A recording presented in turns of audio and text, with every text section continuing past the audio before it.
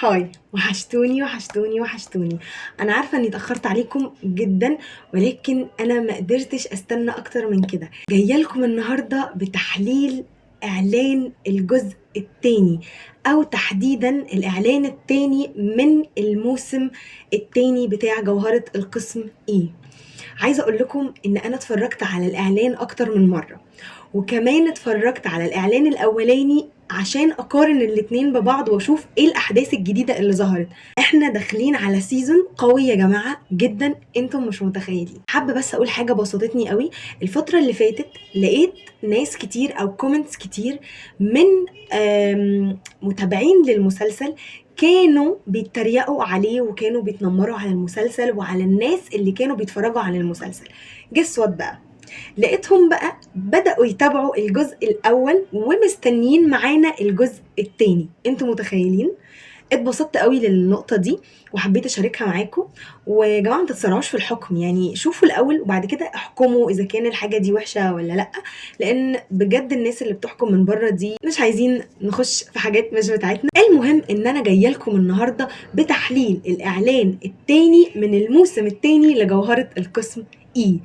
انسوا بقى الاعلان الاولاني خالص. طبعا هتلاقوا الاعلان بتحليله بكل حاجه على صفحتي وتقدروا تشوفوه في اي وقت، ولكن انسوا بقى كل اللي فات في الاعلان الاول، بالشخصيات، بالماضي المظلم، بالحاجات دي كلها حطوها على جنب. خلونا نركز في الاعلان التاني، لان الاعلان التاني فيه حاجات كتير اهم من الاعلان الاول. مش هطول عليكم، خلونا نبدا. بس ما تنسوش ان انتوا تعملوا لايك وشير وتشتركوا في القناه عشان الفيديو يوصل لكل الناس اللي مستنيه الجزء التاني. تعالوا نتكلم عن الاعلان بشكل طبيعي، يعني عن اللي ظهر في الفيديو اللي نزلته الشركه. الاعلان بدا بمشهد جريء من كيفر ناحيه جي جي، اللي المفروض هي مخطوبه حاليا ليوري، وشفناها في الاعلان برضو وهي بترفض مشاعر كيفر بشكل صريح عشان ما تخونش يوري رغم اصرار كيفر. بعد كده بدات اجواء المدرسه اللي احنا متعودين عليها. طبعا جت جي جي تحكي لنا عن كل المشاكل او كل الصراعات اللي بدات من ساعه ما دخلت المدرسه دي. بعد كده جت محاولات كيفر بانه يثبت لجي جي هي ملك لمين، او يفكرها ويفكرنا معاه كمان لو احنا كنا نسينا. بعدها يوري ظهر وهو مصر يعرف مشاعر جي جي الحقيقية، برغم كده قال لها خدي وقتك وبراحتك، انا مش هضغط عليكي. وبرغم كده برضو ما سابهاش في حالها، وبين غيرته عليها ومحاولاته بان هو يمنعها من انها تقرب لكيفر في الاعلان. وما بين الصراع بين مشاعرها وبين الاتنين على مين يفوز بقلبها، بين الإعلان إن الصداقة اللي كانت ما بين يوري وكيفر هتتحول لحرب. ده الإعلان بشكل عام، ولكن اللي احنا بقى استنتجناه او اللي انا حللته ان يا جماعة الموضوع مش بتلك البساطة. احنا داخلين على صراعات كبيرة. تعالوا نبدأ حاجة حاجة. اول حاجة روح الكوميديا والمرح، وده اللي احنا قلناه في تحليل الاعلان الاول، اختفت تماما.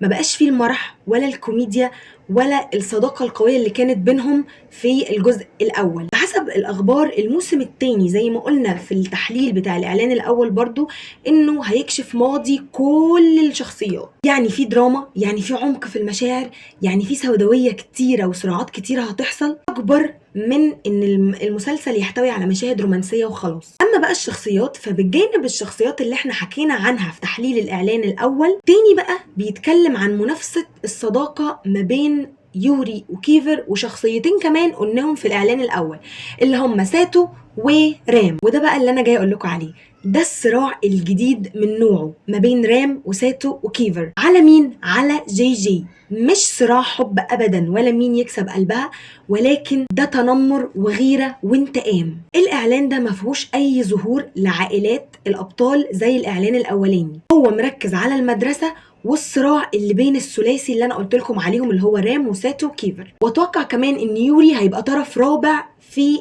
الصراع ده. الحاجة التانية اللي لفتت نظري هي الرموز او الشتايم اللي مرسومة على الحيطان بتاعة المدرسة او الفصل، جابوها بشكل اوضح في الاعلان ده.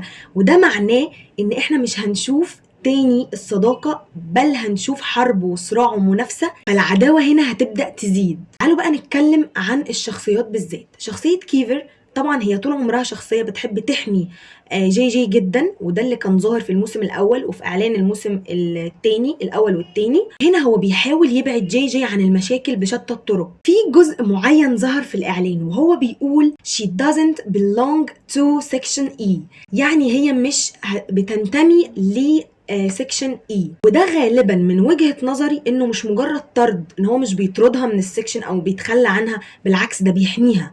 لان في ناس كتير في الكومنتس اللي انا شفتها افتكروا ان هو بيطردها او ان هو هيبين بقى قد ايه بشاعته والشخصيه النرجسيه اللي جواها تظهر. لا يا جماعه، هو بالعكس هو عايز يحميها، لان ده اللي شفناه منه في الجزء الاول. احنا برضو في الجزء الاول افتكرنا ان هو وحش معاها، بس هو لا، كان بيحميها طول الوقت، وده اللي هيظهره جدا في الجزء الثاني.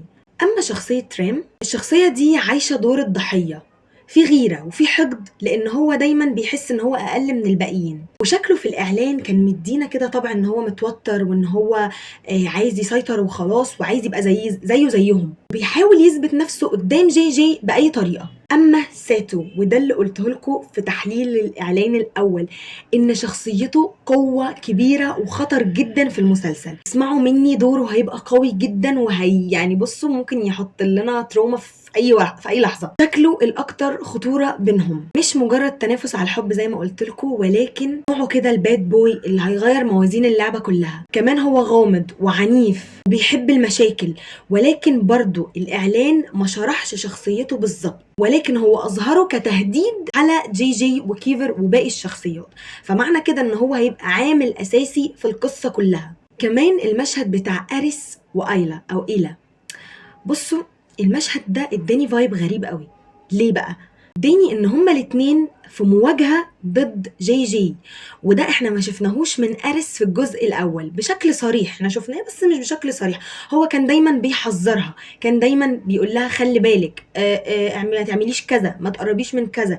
ولكن هو المرة دي في مواجهة ضدها وشكل إلى مش هتسكت المرة دي. ممكن بقى يكون المواجهة دي خيانة أو سوء فهم ما بينهم. الإعلام بشكل عام هدفه بيقول لنا إن الموسم التاني مش لطيف خالص، مش رومانسي، مش كوميدي. في حاجة كمان عايزة أقولها لكم وتاخدوا بالكم منها كويس، خلي بالكم إن الشخصيات اللي ظهرت في الإعلان الأول ما ظهرتش في الإعلان التاني، زي بابا وماما كيفر ما ظهروش في الإعلان التاني، ولا ديلان ولا جيسون. المهم يعني ان مفيش شخصية ظهرت جديدة في الاعلان بتاع الموسم التاني، كان كل الشخصيات الجديدة ظهرت في الاعلان الاول.